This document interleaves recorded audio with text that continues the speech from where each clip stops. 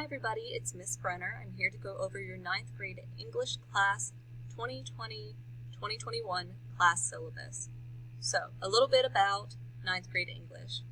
It supports the Common Core Standards for English and aids students in the mastery of literary concepts.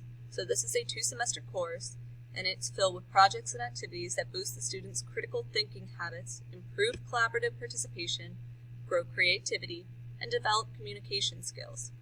And we do this through writing and discussion related to readings within the genres of fiction and nonfiction literature. As far as my email, it's listed here on our syllabus as brenner@mannheimcentral.org, or you can contact me through Schoology. My classroom is also listed as 3140, so please feel free to come and visit me throughout the day if you are physically here, or on Wednesdays. If you want to stop in, there are opportunities on Wednesdays to come visit. So, what we'll be reading? We're going to cover Romeo and Juliet by William Shakespeare, To Kill a Mockingbird by Harper Lee, an assortment of short stories, poems, articles, and speeches, as well as literary-based films and media. Different assignments will be incorporated in order to meet the academic expectations of these literary pieces, and the assignments will be graded as such. So I believe that I did touch on this before, but class materials and assignments will be linked and available on Schoology. A final exam will be administered at the end of the course. It's worth 15% of the final grade.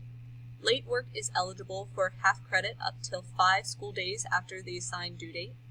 The letter grade will be assigned in accordance with the MCHS grading policy, and please feel free to email me as stated before. If you have any academic needs, or you feel overwhelmed by the curriculum that is occurring within our classroom, please feel free to ask me for assistance, or maybe that we can lighten some of the workload. Please talk to me.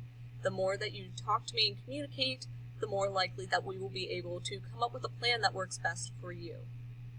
So in this course, we're going to expand vocabulary through the context of literary readings. We're going to apply critical thinking and verbal communication skills within the learning community, and compose original compositions at all stages of the writing process. Materials, you'll probably need a pencil. However, I'm sure several of you will use electronic devices throughout this course. So make sure that you are bringing your computer, charger, if you use a device like a mouse, along with your computer. Bring those items to school every day, along with paper materials, such as class notes and pencils, and an enthusiasm to learn, of course. So, we've gone over class rules and the behavior code. I'm asking that you be responsible for your own work and engage in class discussions and readings. I've told you a little bit about me in the welcome video, and I am definitely looking forward to learning more about you. So let's talk a little bit about MCHS online netiquette. Now, several students in this course are online, several students are doing hybrid, and several of you are doing all in-person education, which is all great. But at some point, we're probably going to have to interact online, whether that be just through classroom discussions or whether that's going to have to be through classroom meetings. So let's talk a little bit about netiquette, since I believe that it applies to every student in every course.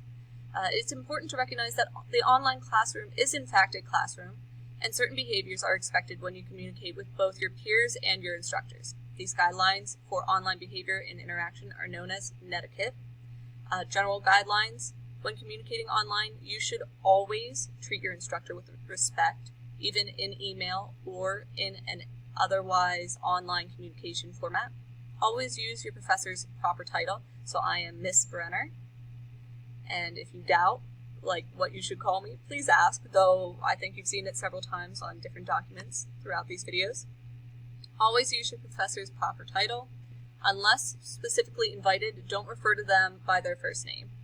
Use clear and concise language. Remember that all communication should have correct spelling and grammar. Avoid slang terms such as "what's up" and texting abbreviations such as "you" instead of "you."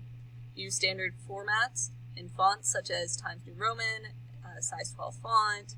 Avoid using caps locks letters, so please don't scream at me in your emails in all caps.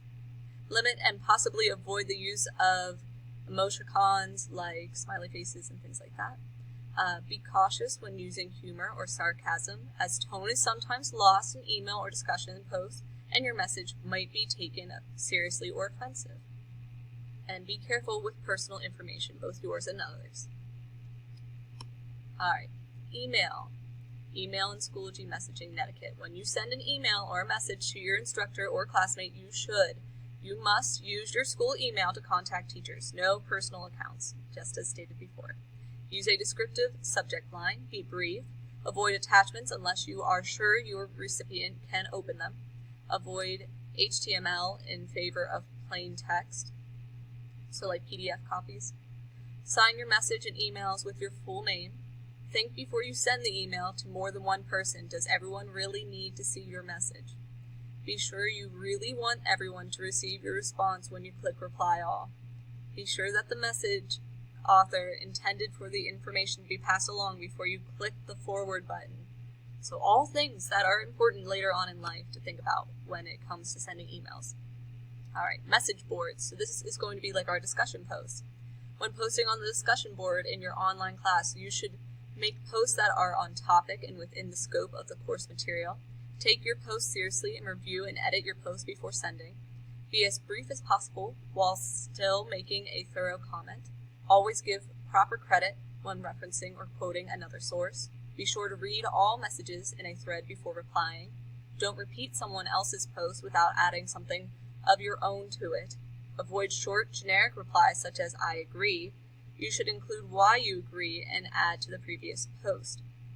Always be respectful of others' opinions even when they differ from your own. When you disagree with someone, you should express your differing opinion in a respectful, non-critical way. Do not make personal, insulting remarks, and be open-minded.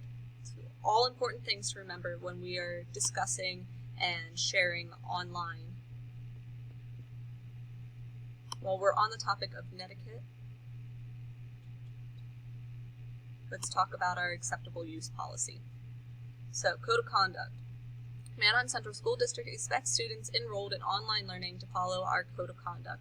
So even if you are not officially in an online class, things important to think about as far as proper behavior and proper use of technology. So the school district will not tolerate any actions from students, parents, staff, or visitors that in any way interfere with the delivery of educational services, jeopardize the health, safety, and well-being of any member of the school community, or threaten the integrity and stability of the online learning program or the school itself.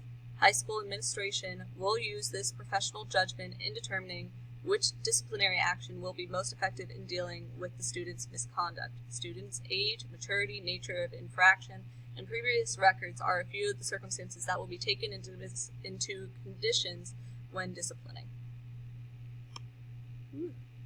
The following infractions on the Code of Conduct may result in a disciplinary action. So, cheating, acting dishonestly, copying or using someone else's work, violating the academic integrity or plagiarism policy, insubordination, not accepting directions, refusing to cooperate with school staff and other agents, theft, taking the property of another without right or permission, fighting, participating in physical conduct with one or more student, faculty, or staff, vandalism, purposeful destruction or misuse of school property, violating the acceptable use policy, harassment or profane, obscene language or gestures toward students, staff, teachers, and others, wrongful conduct, any action or inaction not specifically referencing in the listing above the implemented obstruction, interferences, or violates the mission of Manheim Central, or is disrespectful, harmful, or offensive to others' property. Possession of drugs, alcohol, tobacco, or illicit substances at school-related events or on school property. Possession of weapons on school property or school-related events. Hazing. Gotta scroll down. An intentional,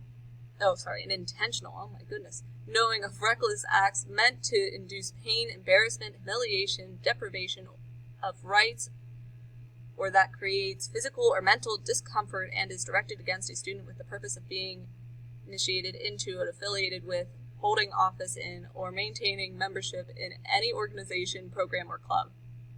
So no hazing.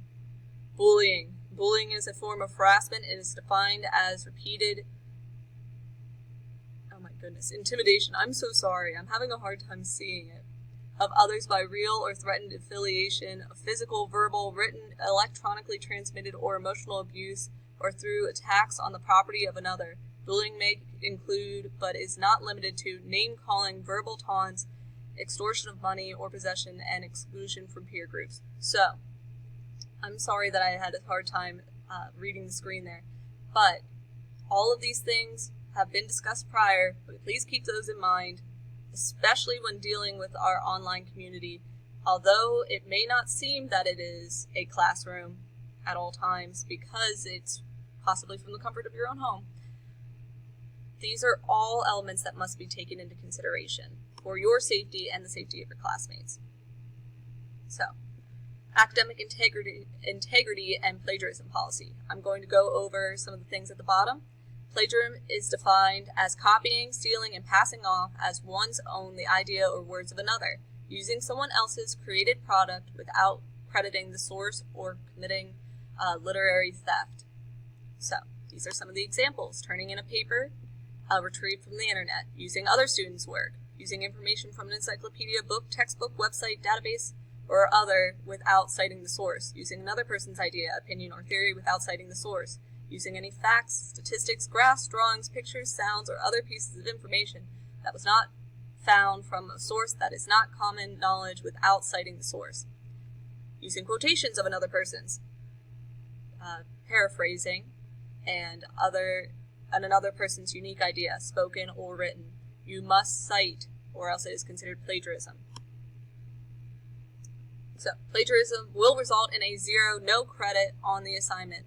Please keep that in mind. Teachers will provide written documentation of the plagiarism and will use the following procedure: a discussion with the student, referral to the school principal, call to parents, principal's referral to co-curricular coaches, advisors, and other clubs and groups. So, it will result in a 0 and could be taken further. And that is all of the information located under our Code of Conduct. Please make sure that you read through this individually if this video was not enough to help support your understanding. But as of now, that is everything that I have to say about our netiquette, our Code of Conduct, and our classroom syllabus and expectations. I hope that you guys have a wonderful day, and I'll talk to you later. Bye.